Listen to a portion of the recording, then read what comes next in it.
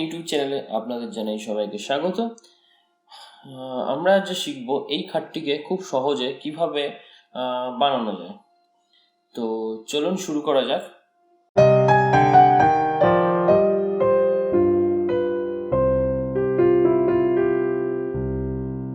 সবার ফার্স্টে আমরা আর্টক্যামটিকে ওপেন করে নেব। এখানে সবার ফার্স্ট আমাদের এই খাটেরই যে মডেলটি আছে সেই মডেলটির মাপটাকে এখানে লিখে নেব।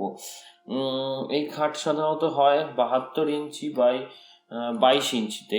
এই মডেলটি সাধারণত হয়ে যাবে এতে। এবার এটিকে আমরা এমএম এ কনভার্ট করে এটাকে ওকে করে দেবো।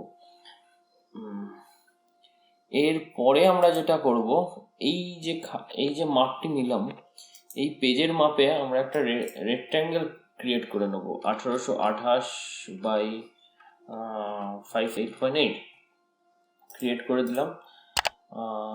এরপরে আমরা এটার থেকে 4 ইঞ্চি একটা অফসেট ক্রিয়েট করে নেব 100 mm ইনওয়ার্ডসে গিয়ে করে নিলাম। এরপরে এই অফসেটের মধ্যে মানে এই রেক্ট্যাঙ্গেলটার মধ্যে আমরা এই টেক্সচারটাকে ক্রিয়েট করব। তো সবার ফার্স্টে আমরা এই ভেক্টরটিকে সিলেক্ট করে নিলাম, নেওয়ার পরে টেক্সচার রিলিফে গেলাম। এরপরে আমরা সিলেক্টেড ভেক্টর, তারপরে ওয়েভ, তারপরে সাইজ দেবো আমরা এখানে 200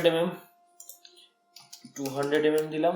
তারপরে আমরা বার ওয়াইড 100% রাখবো, আর তারপরে জেড হাইট 12 mm রাখবো। তারপরে অ্যাপ্লাই করে দেবো।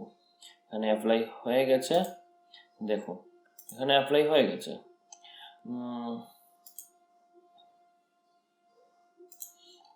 কিন্তু এখানে একটি সমস্যা যেটা হলো, এখানে স্টার্টিং হাইটও চলে এসেছে। তো স্টার্টিং হাইটটাকে আমাদের রিডিউস করতে হবে, মাইনাস করে দিতে হবে। তো স্টার্টিং হাইট মাইনাস করতে গেলে সবার ফার্স্টে আমরা ভেক্টরটিকে সিলেক্ট করে নিলাম, করার পরে কন্ট্রোল টি প্রেস করব। কন্ট্রোল টি প্রেস করে আমরা যাব রিলিফ ক্লিপ আর্ট পেস্ট অপশানে। তারপরে আমরা এখানে হাইট অপশানটাতে গিয়ে -8 দিয়ে দেবো। -8 দিয়ে এটাকে পেস্ট করে দেবো, দেখি কি হয়। পেস্ট হওয়াতে দেখা যাচ্ছে একদম যে স্টার্টিং হাইটটা সেটি চলে গেছে। এরপরে আমরা কি করব, এইটাকে আবার সিলেক্ট করব, করে আমরা স্কেল রিলিফ অপশানটাতে গিয়ে এখানে 12 mm দিয়ে দেবো। অ্যাপ্লাই করে দিলাম। দেখুন এবার ঠিক ডিপ যে জেটের যে হাইটটা একদম পারফেক্ট এসছে, একদম 12 mm এসছে। এর আগে যেটা ছিল জেড হাইট, টোটাল হাইট ছিল 12 mm, কিন্তু তার মধ্যে থেকে স্টার্টিং হাইট 8 mm ছিল। এরপরে আমরা যেটা করব, এই যে সাইডে যে বর্ডারটা আছে এই বর্ডারটাকে ক্রিয়েট করব। এটা তো খুবই সহজ, জাস্ট এটাকে সিলেক্ট করব, এই ভেক্টরটা সিলেক্ট করব, শেপ এডিটরে যাব, তারপরে আমরা 12 mm হাইট দিয়ে দেবো। অ্যাপ্লাই করে দিলাম। দেখুন এখানে একদম এই বর্ডারটাও ক্রিয়েট হয়ে গেছে। সেম টু সেম আমাদের যে ডিজাইনটা ছিল ঠিক সেই ডিজাইনটাই চলে আসছে। এবার হয়তো আপনাদের মনে আসতে পারে যে এইখানটাতে নিচু হয়নি, এখানটা ঠিক যেন আসেনি।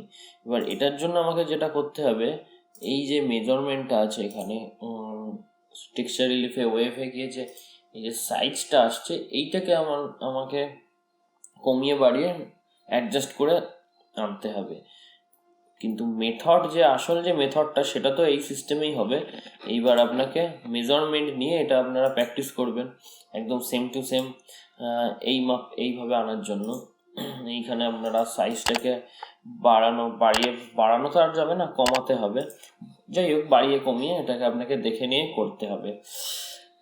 তো আজকে এই পর্যন্তই, আবার দেখা হচ্ছে পরের ক্লাসে। So good bye.